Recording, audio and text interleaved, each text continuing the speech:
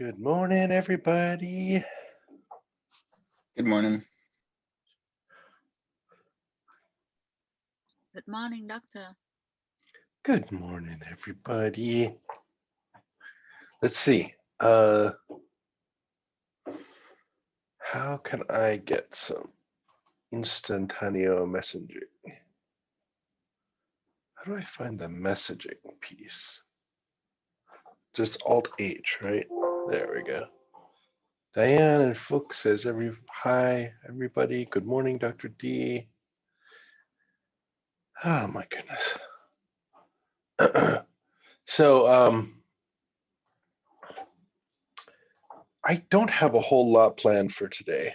I was thinking in my car coming in how this semester I feel like I'm just sort of gliding to a stop. There's some semesters where I feel like I'm standing on the gas right about now, but this semester I don't feel like that. I feel like I just took my foot off the gas and I'm just gliding to a stop. It's like and hopefully that gives you all a chance to get caught up and not have a super stressful end of semester. I sincerely hope. And so what I'd like to do is have some conversations about separations, chromatography, all that good stuff.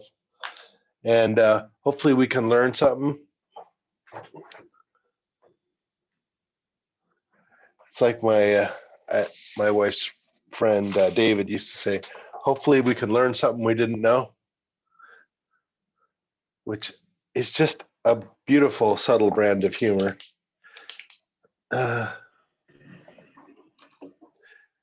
Is it because you can't learn something that you already knew? Exactly. Oh, nice.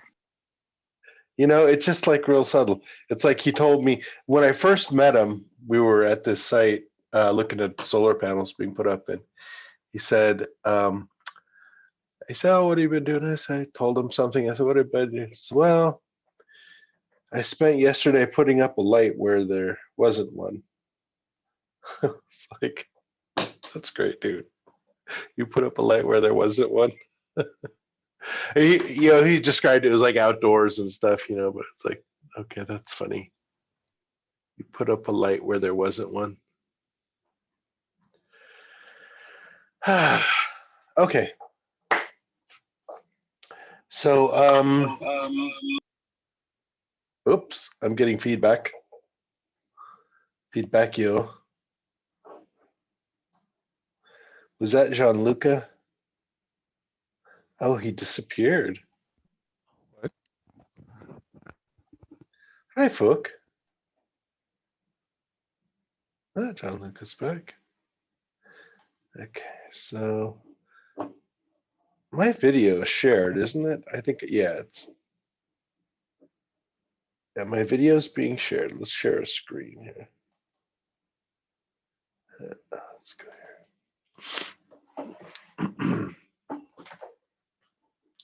So, what slide is this? This is like way out of order.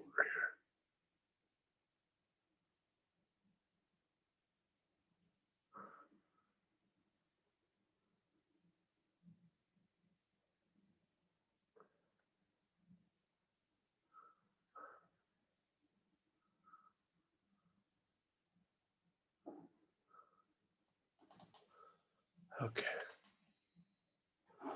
So let's talk about the use of salinization to reduce tailing.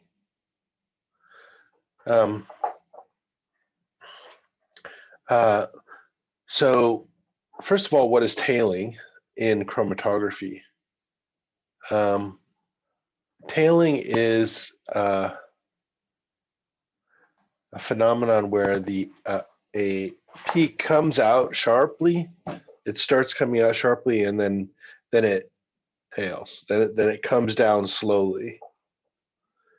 So And it's a problem because it reduces the efficiency of a separation, right? The efficiency is the degree to which peaks are separated. And much to my surprise, hexamethyl disilazane is the poster child for capping agents here. You can also cap with trimethyl or trimethoxysilane, or no, trimethyl methoxysilane.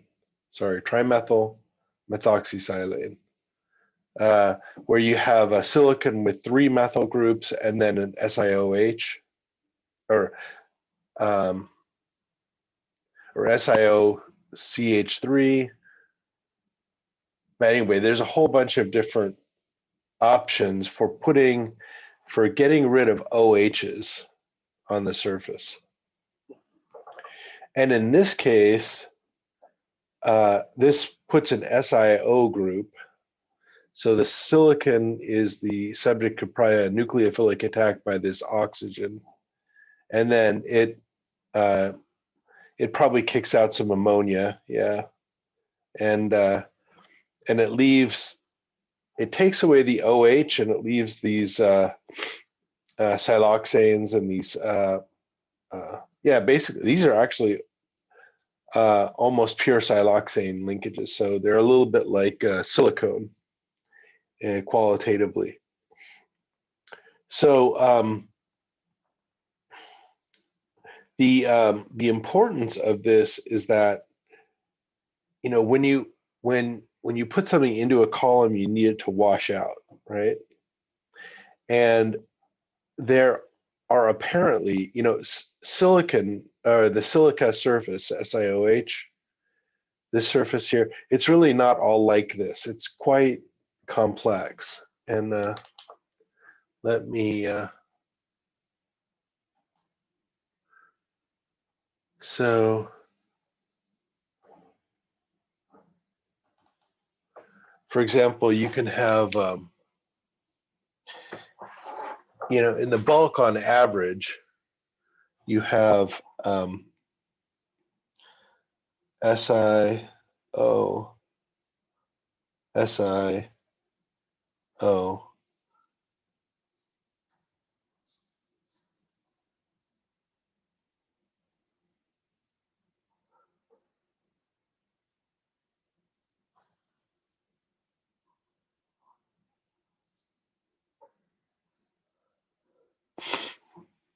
and then and this is your surface, and you have a mixture of silanols, and then you also have some bridging oxygens.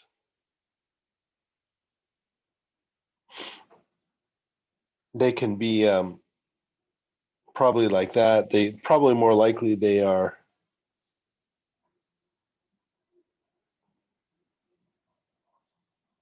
looking something like that.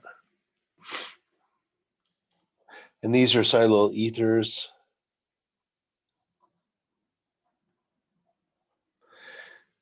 And then there's just lots of other structures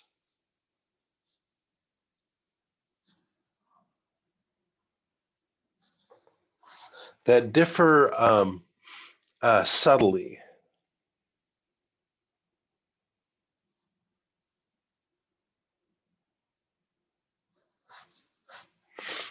And there's an interesting example of this if you think about what happens in our rhodamine experiments, where you look at the glass and it's all red, you know, and you can rinse it with water and it should be soluble in water, but it's really stuck, you know. That phenomenon is called adsorption. So in general, these things go to the phenomenon of adsorption. And for chromatography, adsorption, unless it's extremely weak, unless extremely anomalously weak, adsorption is really bad.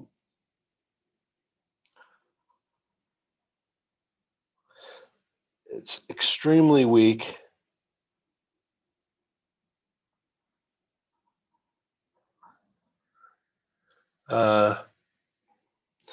And extremely uniform.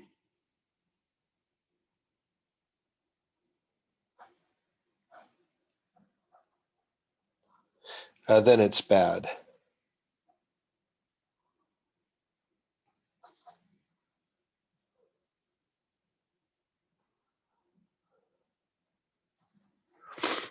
For chromatography, right?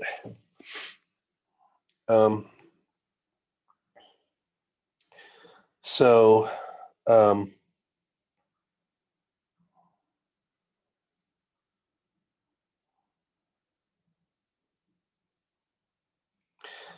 there's a lot that one can try to do to get rid of adsorption, and hexamethyl disilazane is one such route.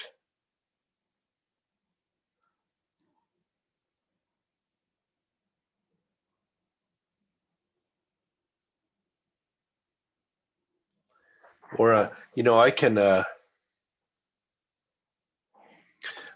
talk a little bit about the reason that strong adsorption is bad, and that's that as is the example of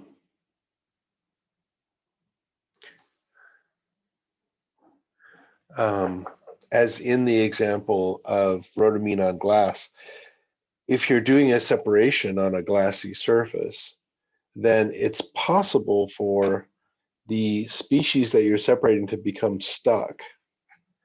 And they might come off in 60 seconds, or they might come off in 5 minutes, or in an hour or something. It creates a sort of a background, and an inhomogeneity in the column, and and at worst it creates these asymmetric tailing line shapes. So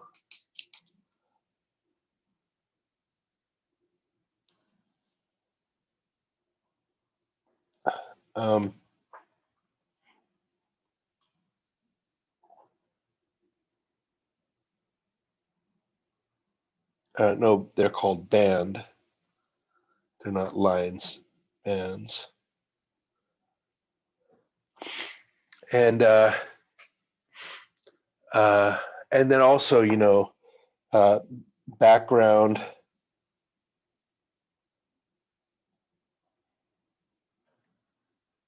for the column, sort of a slow leaking out of these molecules.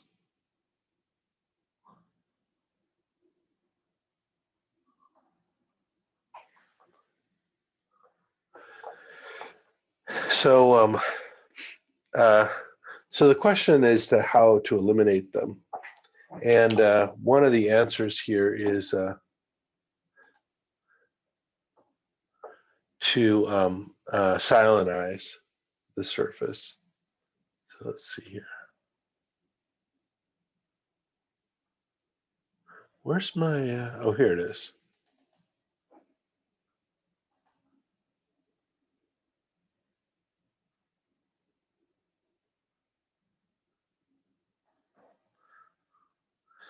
Okie dokie. So silanization is also called end capping, and this is one method. Hexamethyl disilazane. Let's look up the structure real quick of this guy. Let me try and get it up here. Let's see here. Hexamethyl disilazane. Here it is. There's a sigma thingy. There's the Wikipedia.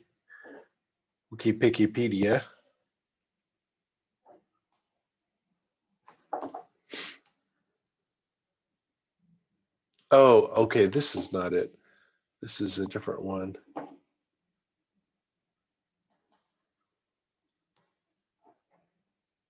There we go. You know, one thing that kind of blows my mind is that we have very little formal education in silicon chemistry. As like we get organic, but we get very little silicon chemistry, and it's very rich and can be very. Oh, you know, here's. Hold on. Let me see if I can get you a new share here. Uh, is this? Can you guys see the hexamethyl disilazane now? Excellent. But it's you know, it's a liquid, and it's got this. You know, I thought it had an N2 in the middle. Hexamethyl disilazane. But basically, it's this, you know, trimethyl silane, and they're both. It's hooked onto the same nitrogen, and so this will yield. Uh, this these silicons are pretty electrophilic, and if you can kick out an ammonia group, then you will. It just blows my mind because I thought I saw there was something different for HMDS earlier.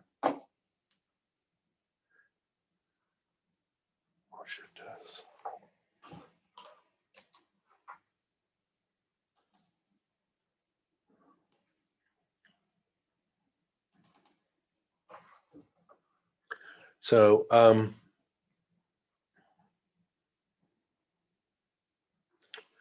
so basically, you can protect the surface this way, and it'll protect the surface from strong adsorption, where strong adsorption will produce tailing and other column performance issues. Um,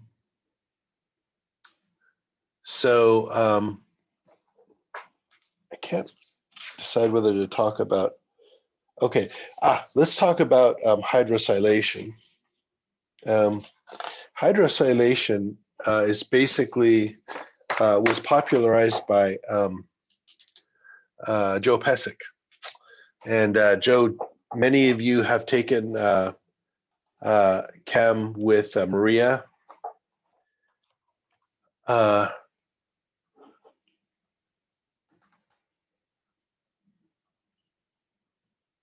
Okay, I'm trying to get this Alt Shift S. Let's see here, new share. Yeah. And Joe popularized and it's almost like he discovered it for chromatography because it was in use in other areas of chemistry, but just fairly little. And Joe kind of discovered it. And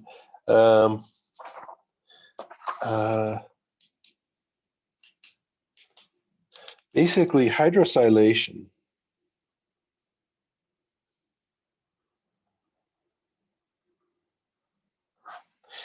it makes a silicon hydride surface.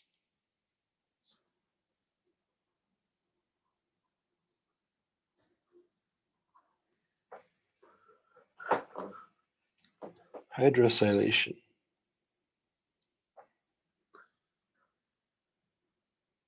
And unlike the name, it's just hydrogen. There's no water, there's no hydro.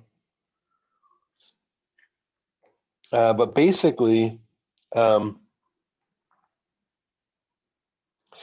you have a silicon surface, you have this SiOH, SiOH,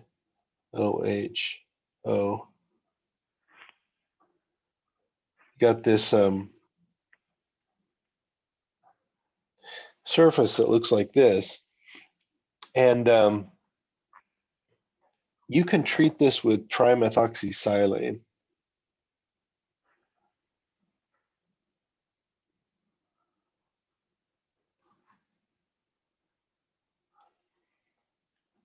And that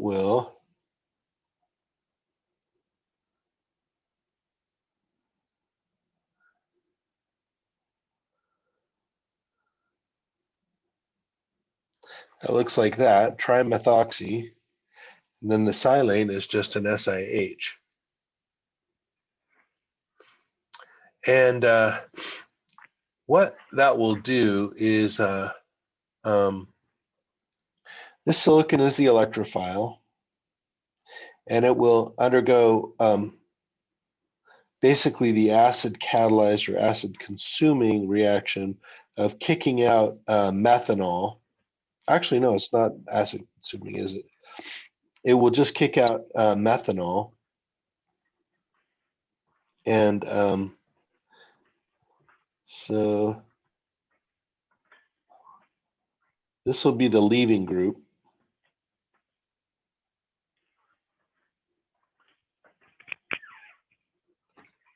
And then this guy is going to create a surface that looks like Si.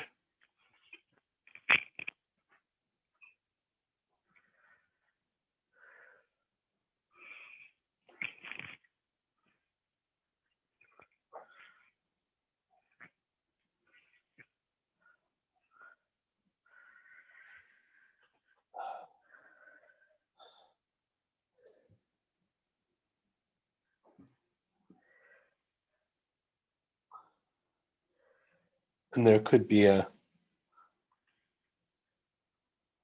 trimeth, there could be a methoxy group still there. We could say or not. And then there's going to be this SiH group here. And this is what could be characterized as an ultrastable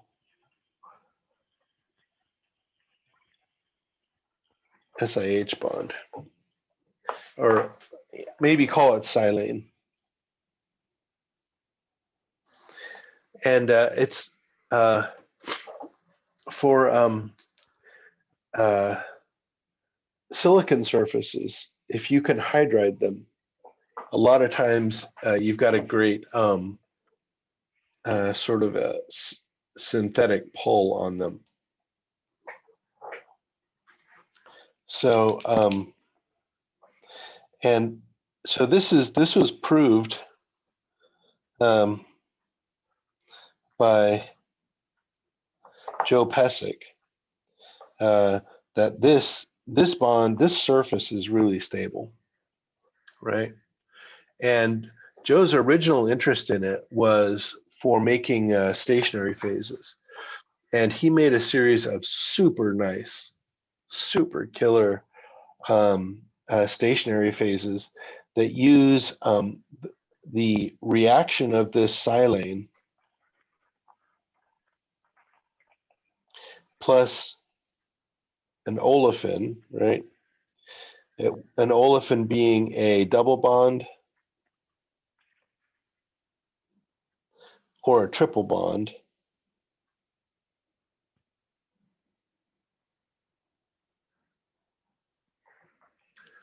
Right?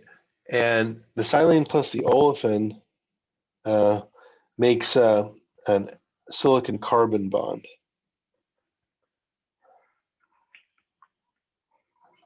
And you'll notice that in all these other guys, the bonds are all silicon oxygen silicon or silicon oxygen carbon. But the silicon carbon bond, which is quite strong.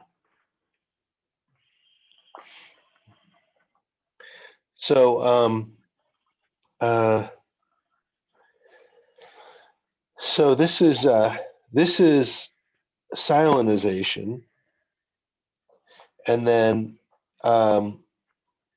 this overall reaction here is called hydrosylation.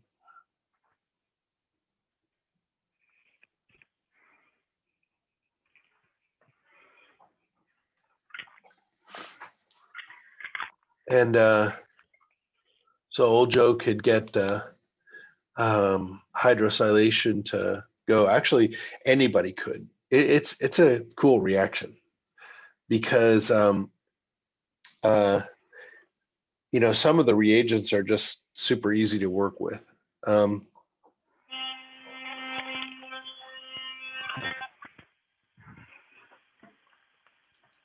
okay, who's brushing his teeth? Somebody's brushing his teeth. It's funny because I show everybody muted here, but I hear teeth brushing. Maybe it's me. That's the sound of my toothbrush.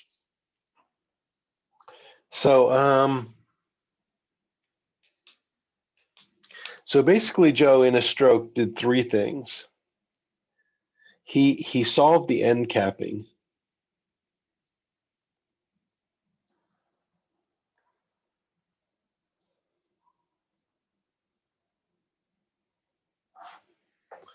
Right? He solved that mother because he, it can be done with hexamethyl disialosane and other silane chemistries, but he solved it in a novel way with SiH with silane, and then he solved the adsorption problem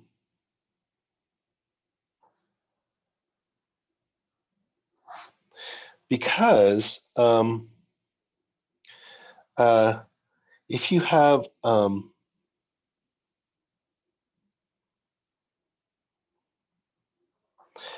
this type of group, this is basically a non-polar bond.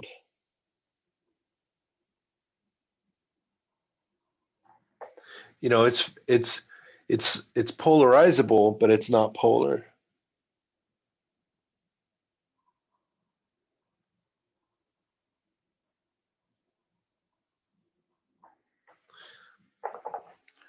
And so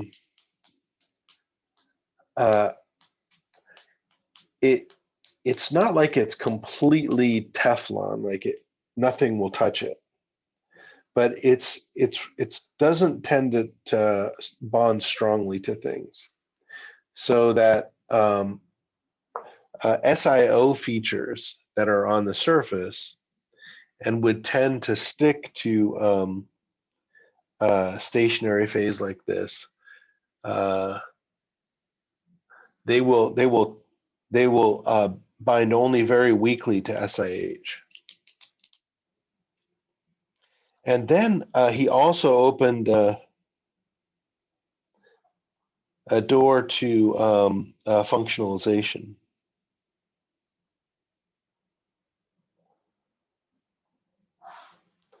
And that is with the hydrosilation reaction, which is SiH plus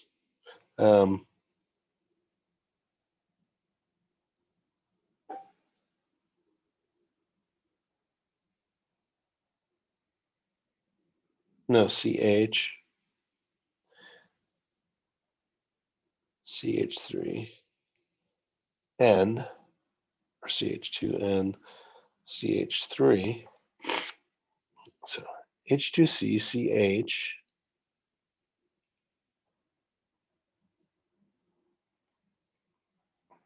CH2N CH3. This guy will make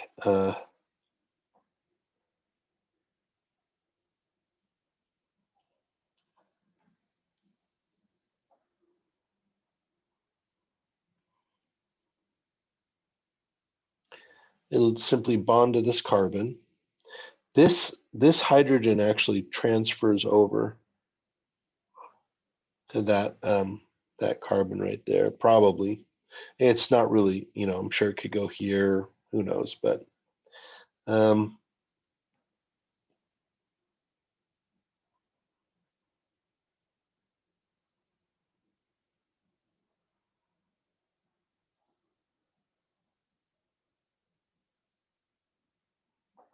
And so and this happens with a catalyst such as H2PtCl6 called Spears catalyst. Oops. Or it happens with possibly AIBN, which is azobis isobutyryl nitride, which is a free radical initiator.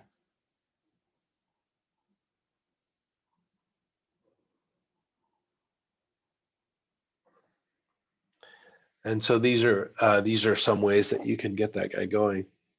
But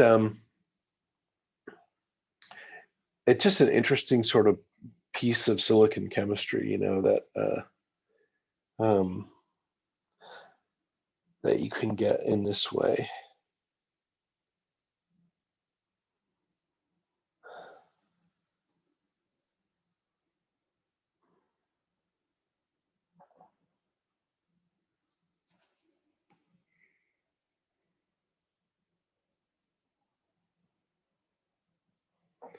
So let's talk about end capping with SiH for a moment, and then we'll go forward here. So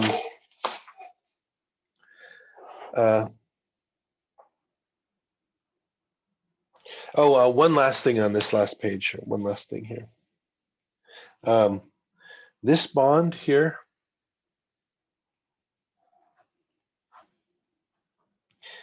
is way more stable than SiOCH2,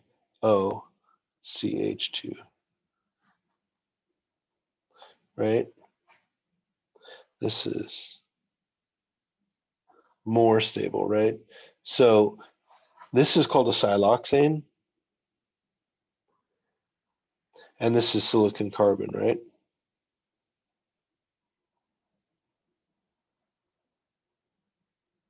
And the silicon carbon bond is way more stable than the siloxane bond. So these stationary phases, they last very well. They have very good durability. So anyway, this is part of the revolution that that Joe started here, and you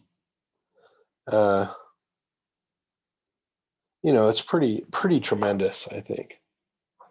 So let's talk about the silicon hydrogen bond and the silane stationary phase. So basically, what the silane stationary phase did was it created a new type of it's basically an adsorption chromatography, but it's compared alongside normal phase, reverse phase, which are, you know, normal phases are probably adsorption like, and reverse phase is probably partition like. But you know, that doesn't really come up in the mathematics describing things. It's mostly about time that's spent either stuck to a surface or partitioned into a stationary phase. But the progression of those phases is like normal phase,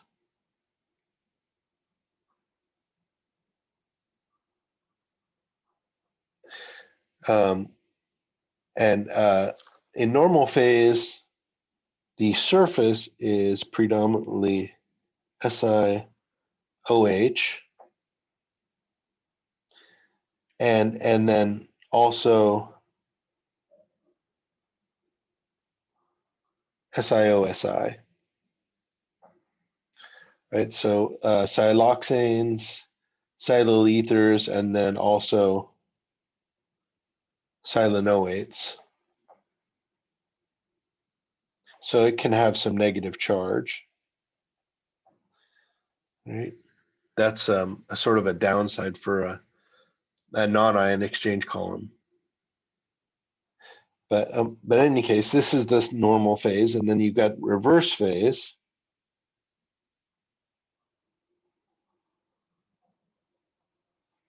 Which has got SiO,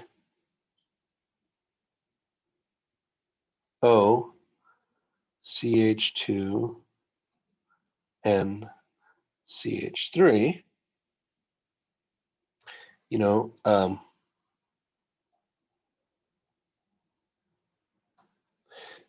and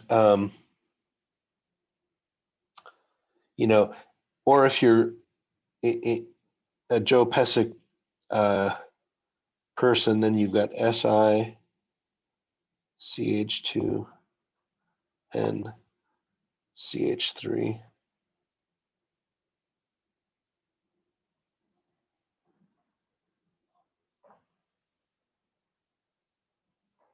And then you also have the phase didn't get properly described, but but we can call it silicon hydride.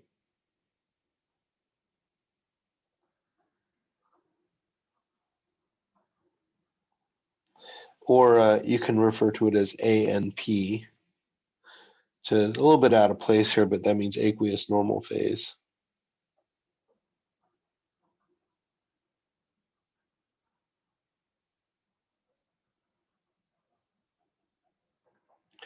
And these surfaces are predominantly SiH.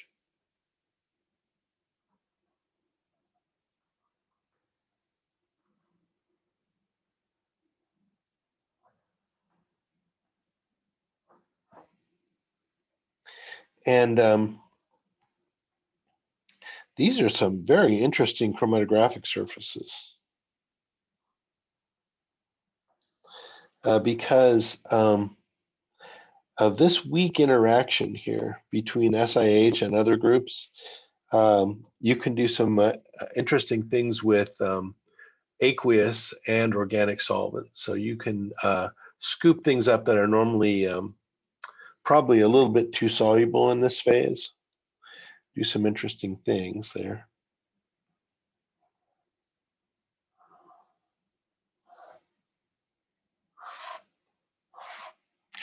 And each of these chromatographic methods has a let's say a weak solvent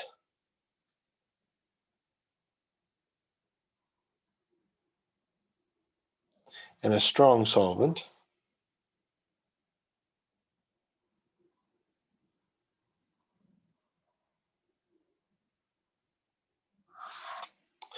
And the weak solvent for normal phase, well, actually, let's start with the reverse phase. We're more familiar with the reverse phase. The weak solvent here is water. It's water. And it's water because the analytes are mainly nonpolar.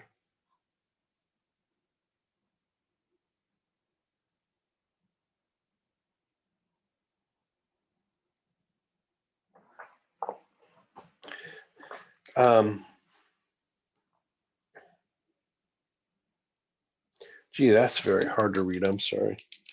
This is analytes are non-polar. Um,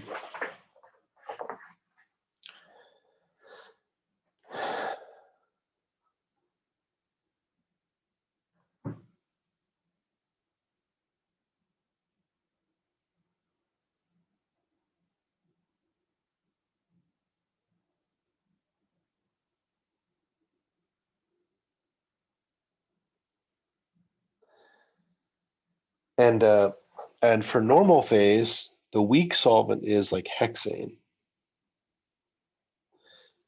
And in hexane, the analytes are polar. or I mean in normal phase.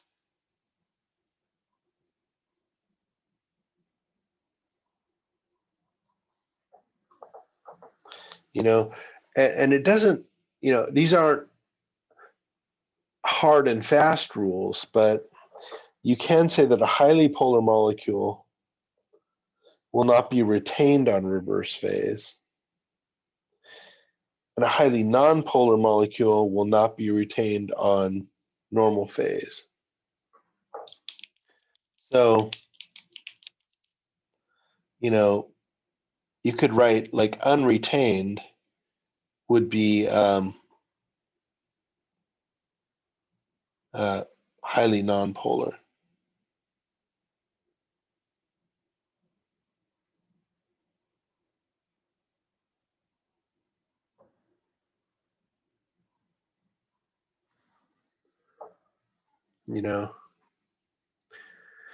And then in reverse phase, highly polar or ionic are not good,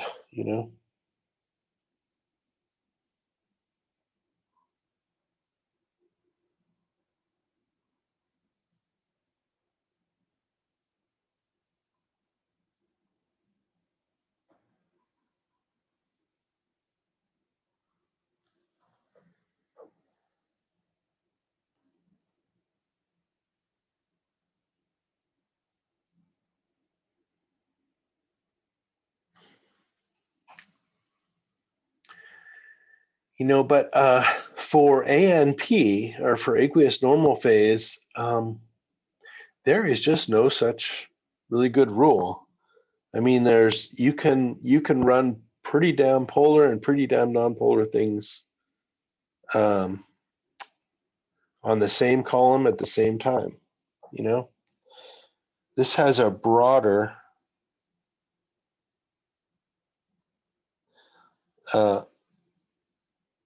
polarity tolerance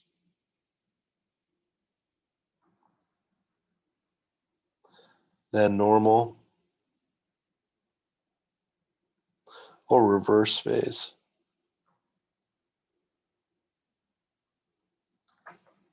Right, the silicon hydride. So, I'm sure that it's not going to work for ions, and it might not work for, separating fatty acids. And who knows? It might. I don't know. I don't know if in the nonpolar side if there's a limit. But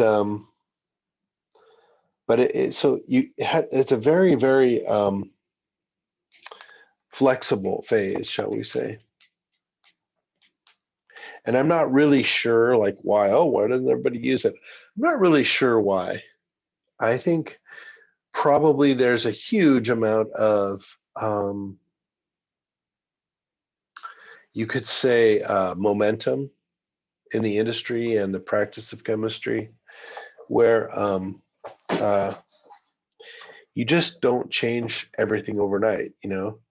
There's a lot of recipes for separations that work and a lot that don't work, and so the silicon hydride as this more flexible entrant into the race. I mean, it's about 10 years old in commercial life.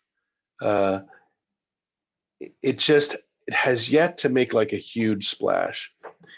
And I'm afraid for Joe that probably what's going to happen is that by the time it starts catching on more seriously, the patents will be expiring. But I mean, it's not to take away. I mean, he's done really well for himself. He's, I think he's had a really just phenomenal career, and it's still going. But just not here at San Jose State anymore. Right? He retired after 35 years here. But I think that probably you guys will see silicon hydride phases in much more broad use than they are today. But it might be a little while. So let's talk about the strong solvent in these three cases, right? For normal phase, the strong solvent is going to be methanol. or acetonitrile, right? Acetonitrile is CH3C triple bond N, which is a real polar but aprotic solvent. It can't donate any hydrogen bonds. I suppose it can accept one, but I don't really know about that. But it's very polar, so it has some interesting solvational properties which are slightly different than methanol, which you can use to change the order of a separation. I want to talk about that a little bit too before we're done today. But then the strong solvent in reverse phase is also methanol.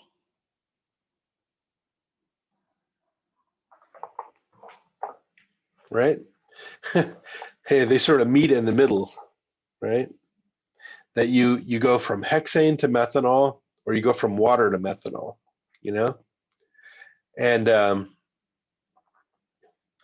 this guy retains the polar, and this guy retains the nonpolar, But the silicon hydride sort of breaks this trend, right? Because you can run ANP phases in acetonitrile,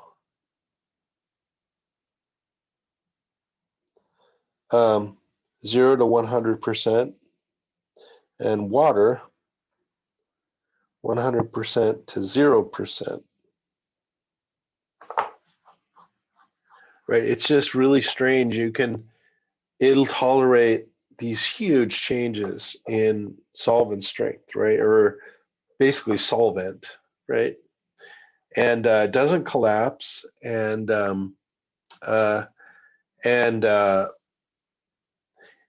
what happens is the retention changes as you go from acetonitrile to water, and as you go in reverse phase, the retention reduces.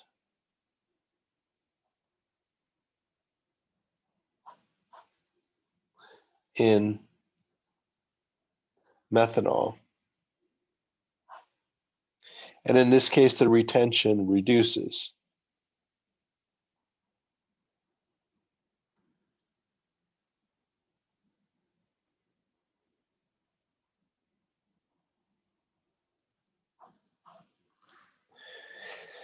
But for the case of silicon hydride, the retention simply changes.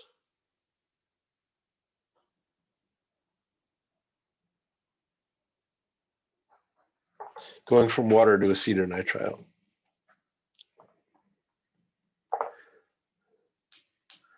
So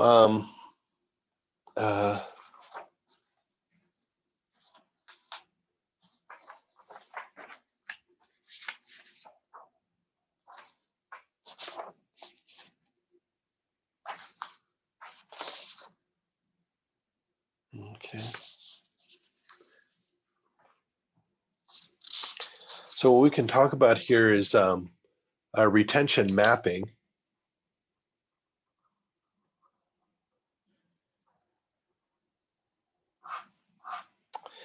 And retention map is a plot of,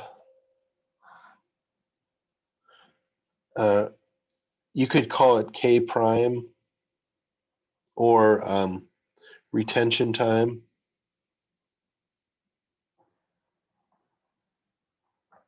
Or something like that. And you can put this versus percent acetonitrile, right? 0 to 100%. And there's some real interesting things that can happen with uh,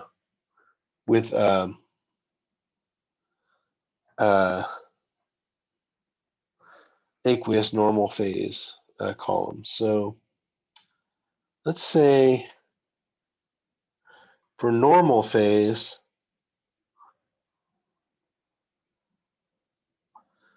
this will, or I'm sure this will be for reverse phase rather.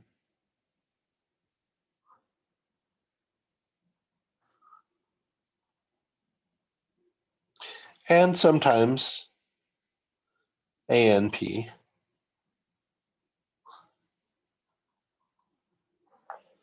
Right, and what this will be is this is the K prime of a given analyte.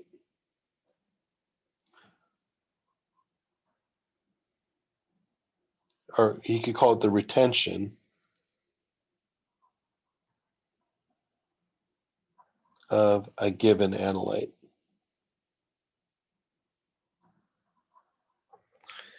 And if K prime is large, then that means in your chromatogram something comes out late. And if K prime is small, that means that it comes out early.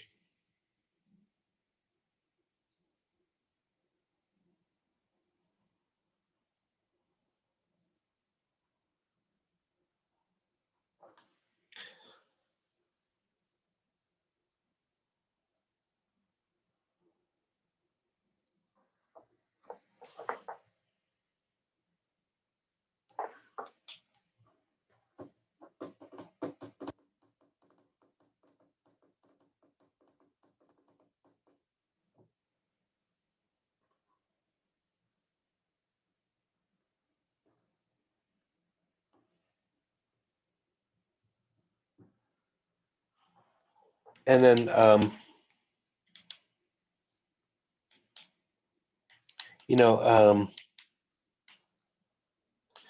it's just that for ANP,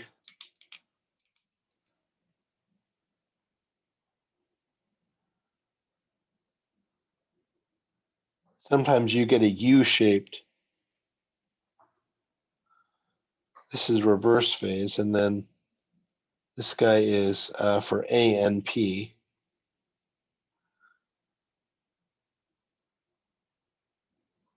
Phase, right? And aqueous normal phase looks like that, this could be, this could be for a different analyte, right? Some analytes might look like, you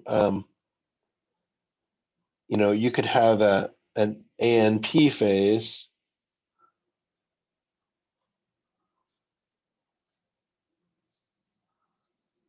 that look like this. This is also possible, highly likely, This is ANP of, let's say a more nonpolar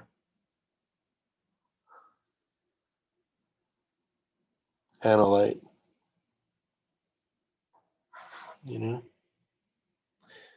and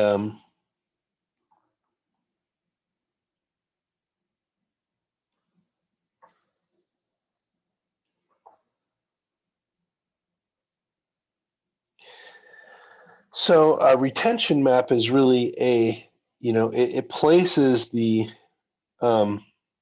almost like you could say, like if this was your chromatogram up here, it was tilted up, this guy would be at short times. This guy here would be at long times,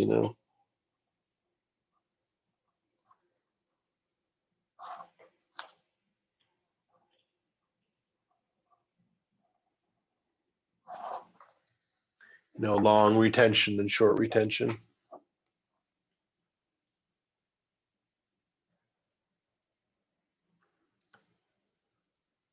So this is really the way to summarize if you have a lot of separations, this really helps to kind of condense down the important information in that bundle of information, from a bunch of separations.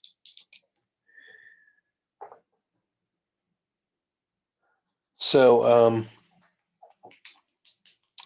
let's take a step back here and let's sort of quiz ourselves on a couple of topics. Okay. Let's ask ourselves what is changing and how we can change it. And we'll use some example chromatograms to go at that. And we'll say, well, here's signal versus time. We've got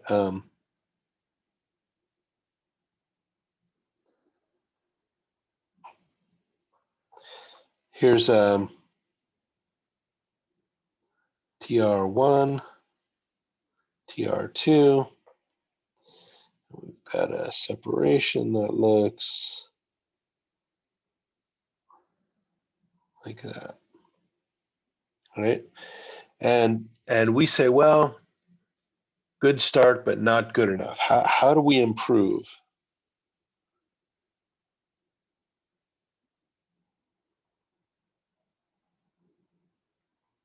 Okay. So to improve it means that we want baseline separation.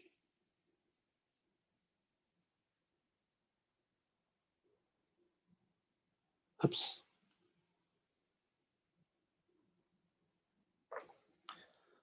Right.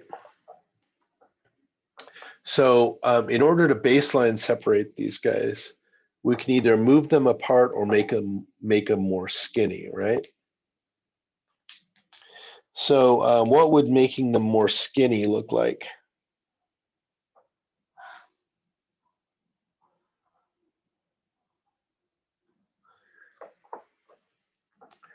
Casey, what do you think about that? What was the question? What would they look like, or how to get them more skinny? Yeah, how would if I were to be able to make these peaks just skinnier, how would this separation look? It would be more like separate peaks, not a conjoined peak. Right, exactly. So they would go more like, they'll be taller, right?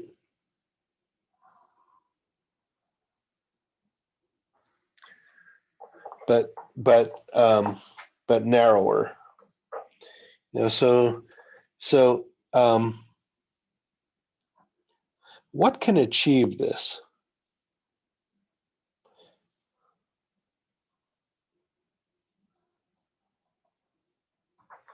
This overall effect of retaining the same relative times, but narrowing the peaks. What types of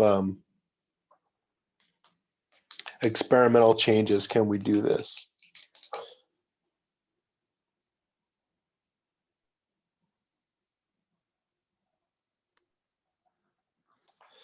And you know what? Let's throw out some thoughts here. Like in the tools in the experimental tool bag, maybe solvent composition,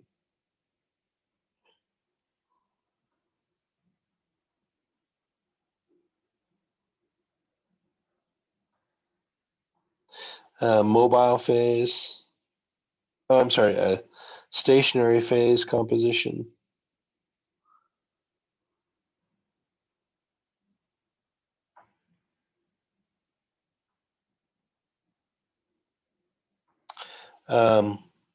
We have analyte loading. Oops. Or it's called concentration. We have injection volume.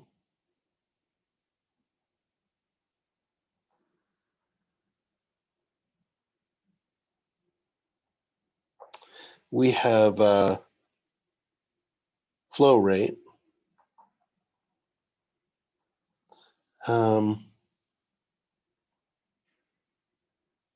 We have stationary phase size. And let's say surface composition here. size and porosity.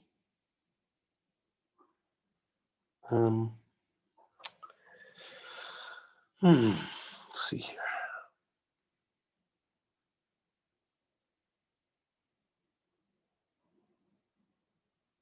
You have to move the paper up a little bit.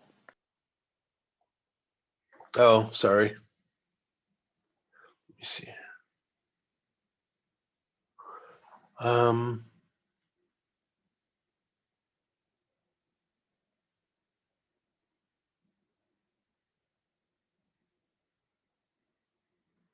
Well, let's see what can we do to go from this to this using these types of variables. And let's think about which of them will do what, right? So if we change the solvent composition here, what will that affect for these two peaks? It would affect the retention time of both of them. Yes, exactly right. Exactly right. It will affect them similarly or differently or somehow, right? But let's say it's going to change them both.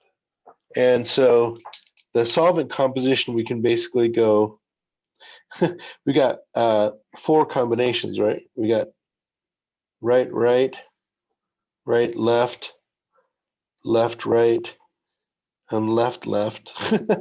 you know, So, and then all different magnitudes of those 4 arrows, right? Or of those 2 arrows, right? So, so what I'm going to say, I'm going to characterize these as they will change K prime, right? So that's going to move the peaks around. But will this particular variable change the peak width?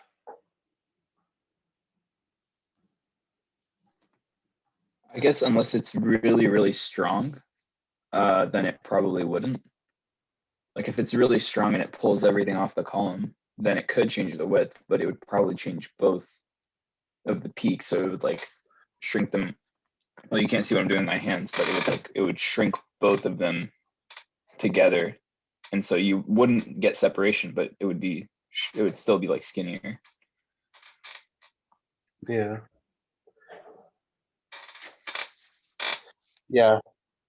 I agree. I mean, I don't actually, I mean, I'm sure you could change, like particularly if, like you say, like if they're very strongly retained or very poorly retained, I think you could have more impact on the width by changing the solvent composition, you know? Um, But not impact on like the however, individual widths, right? At the same, like not right. reducing the width at those retention times.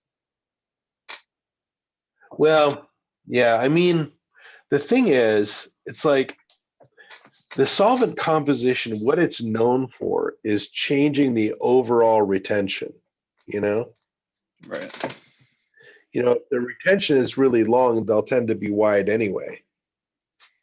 And if the retention is really short, they'll tend to be narrower. They'll be limited by things like injection volume or injection zone width, they call it, It's the width of the zone just as the molecules go in. And so, however,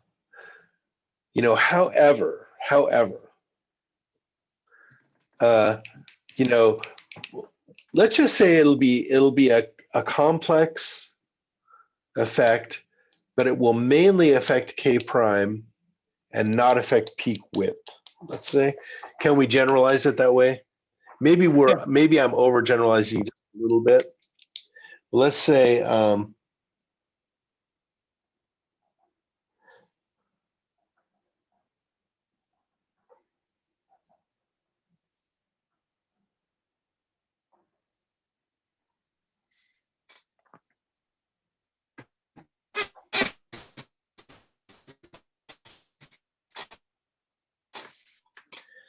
That'll be,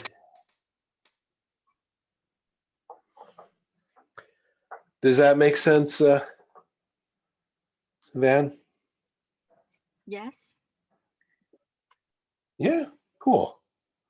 Is that yes question mark or yes totally? Or yes, don't bother me? Yes, totally. Yes, don't Oh, bother yes, me? totally. Oh, yes, probably. Excellent. Okay, got it. So let's ask ourselves about another one, which is flow rate. What if we increase the flow rate?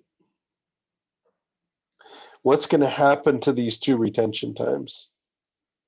Actually, you know, let's say we increase it, the flow rate, and now TR, well, what's going to happen to retention time? TR smaller. Let's go faster. Right. Yep. Exactly. Now, how about K prime? Same, because it's K prime TR over TM and it's go faster, so both of them go faster. Beautiful. Beautiful, beautiful, beautiful. These will be the same. Oops, I gotta. Right. And how about the width of the peaks?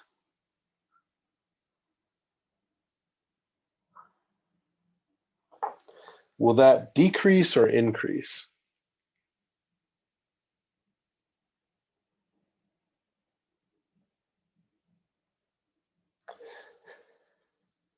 I sense a slight hesitancy, right? And that's because it depends, right? When we get down to the width of the peak here, we have to think of the Van Deemter curve, which is H versus U, the flow rate. And you'll recall that these curves look like this. Okay, if the column length, the column longer, so it flow faster, so the width will be narrower. Mm-hmm. Mm-hmm. Okay, say that one more time so I can. Because if the flow rate we increase it and the column length is longer, so it will flow faster and the width will be smaller. Uh-huh. Okay, but you changed column length there, right? Oh, Let's okay. just say if the column length is the same.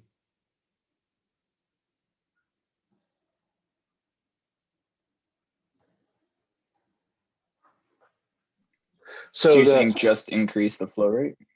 yeah, just increase the flow rate. We're just going this direction.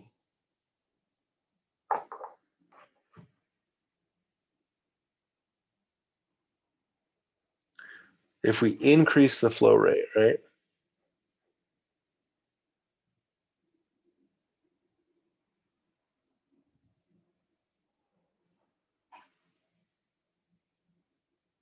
Yeah, I guess it depends on where you are on the curve, because Exactly. there comes a point where like it will decrease.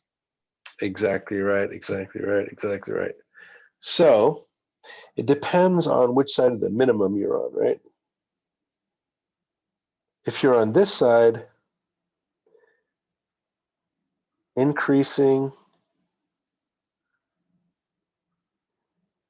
U is bad, and then over here it's good.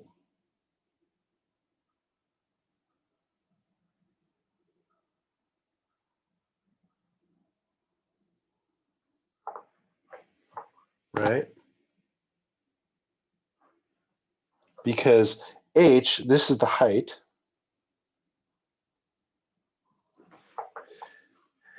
You might have, I think a way to understand the plate height is like when there's been a few equilibration events in what distance of the column have a couple of equilibrations per molecule happened. And so, the plate height might be might be 10 microns or something on a good HPLC column. So you might have 10,000. If you have 10 centimeters, I don't know, 10 microns,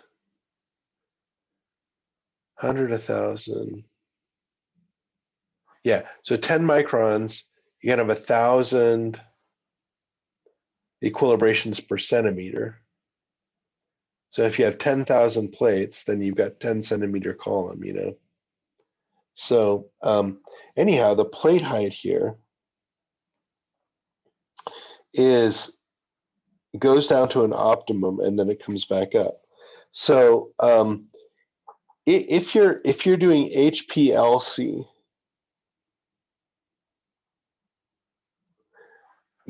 basically you're doing liquid chromatography under high pressure. The P stands for performance, but if you're doing it under high pressure, right? Then which side of this dashed line are you normally on? The left side or the right side? What side, where are you relative to the optimal flow rate normally in LC?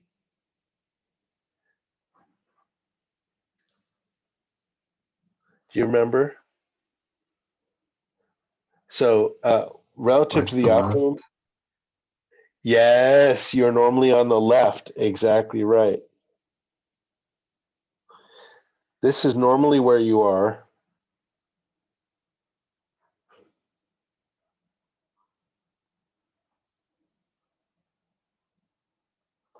So if you increase the flow rate, the width of the peaks will most likely do what? Increase or decrease?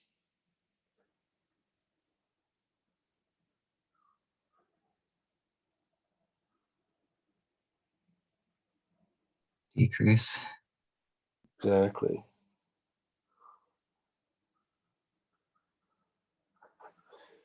Excellent.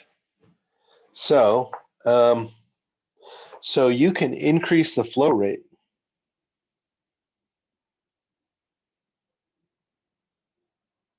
And it's you, not mu, it's you.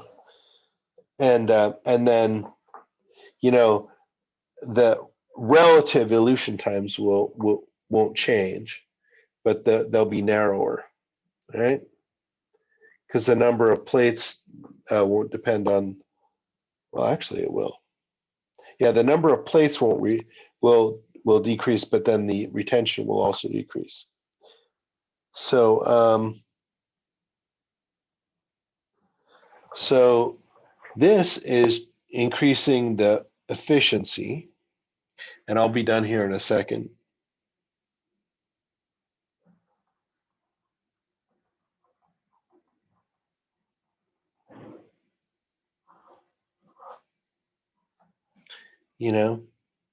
Going from here to here is increasing efficiency, right? And then what we can do next time is we'll go over what changing K prime might look like, how we could do that. And basically, it just said like, change solvent composition, you can change K prime. Change flow rate, you can change the efficiency. But how about stationary phase, analyte concentration, injection volume, stationary phase size, shape, etc. So we'll talk about all that next time because I'm out of time.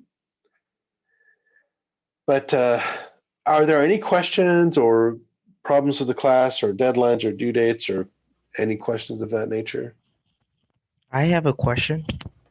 Yes, son. Yeah, so on the XPLC lab report, the instructions said that we, in the videos, we have two peaks at 4 and 7, But Mhm. it, like in our data, we don't have that peak. It's at 1.5 and 4.5. It's not very similar to the one that you have in the instruction video. So is it Right. because of the concentration, the setup, or is it because our data is like falsified? I love it. I love it. I would just like to dig into this question for like an hour. But I promise I won't.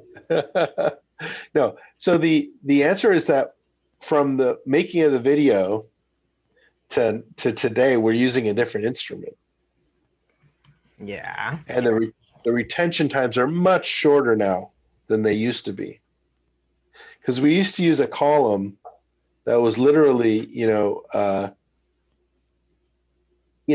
maybe 20 centimeters long, and now we're using a much shorter column, and we're using a higher flow rate too. Okay. So everything has changed. Okay, so we're just assuming that the one with the longer retention time is still the benzoic acid. It's still like the one that's so is do we still Yeah, have the same actually, stationary phase? right, right. It is the same stationary phase, and we've actually confirmed that the second peak is benzoic acid by running them independently. And then secondarily, you can tell that if you look at um, that pair of peaks in any of the standards, you've got both caffeine and benzoic, and then at 270, the caffeine peak is larger, and at 250, the benzoic acid peak is larger, and that tells you helps you identify them. Okay. All right. Yeah. Excelente. Cool. More talk Thursday. Then we'll come gliding to a halt by a Dr. T, week from. Dr. Yes, sir. T, I just wanted to double Yes. check for the crystal violet report. Like as I'm continue doing it, I see that we need to input the moles and then the volume, but then I wasn't able to contact my group member. So is it possible if I use other people volume and Oh, mass? absolutely. You can use anybody's data there. It's fine. Okay. I mean, if you had the experience of doing it, that's important, and then have the experience of going through the uncertainty or the calculation and the uncertainty analysis, then that's great too. And yes, sir. And the fluorescent, I'm not able to see the any video, instructional video. So that's supposed to not have any instructional video then? Right. There's no instructional video for fluorescence. Okay. See how you can do in importing the data. Mm-hmm. And if you can get the data imported normally, it goes real smoothly. I'm not sure I'm going to There's a have video. time. Oh, there is I think there is. on fluorescence. Fluorescent. Let me find it. Okay, it's probably it could be hidden somewhere, but maybe Casey, maybe you can show me where it is, and then I'll put that on Canvas. Is it just making the plot? Is that it? I'm not sure. Yeah. Yeah, yeah. Well, yeah. So the instructions for doing the plots are in the lab manual, and they're also evidently on a video. So if we find the video, I will publicize it for you. Otherwise, you just import the data the same way you did for Crystal Violet, Mm-hmm. and then you have to combine the graphs. But that it's really not that big of a deal. And when we submit it by this week, will we be able to have your feedback, or is it too late to have your feedback for that, Dr. T? Feedback time is quickly closing. Okay. You know, because pretty soon I'm going to be scrambling to prepare the final exam. Yeah. And give the final exam and grade the final exam, and so I don't know. I just don't know how much time I'm going to have. You know, you know, so the sooner you can get it in, the more likely you'll have feedback. I can say that. Yes, sir. Yes, sir. Alrighty, kids. Thank you, Dr. T. Gotta go. Put the video in the chat. Thank you, guys. Yes, thanks, Casey. I care for all of you. I'm voting for all of you to get an A.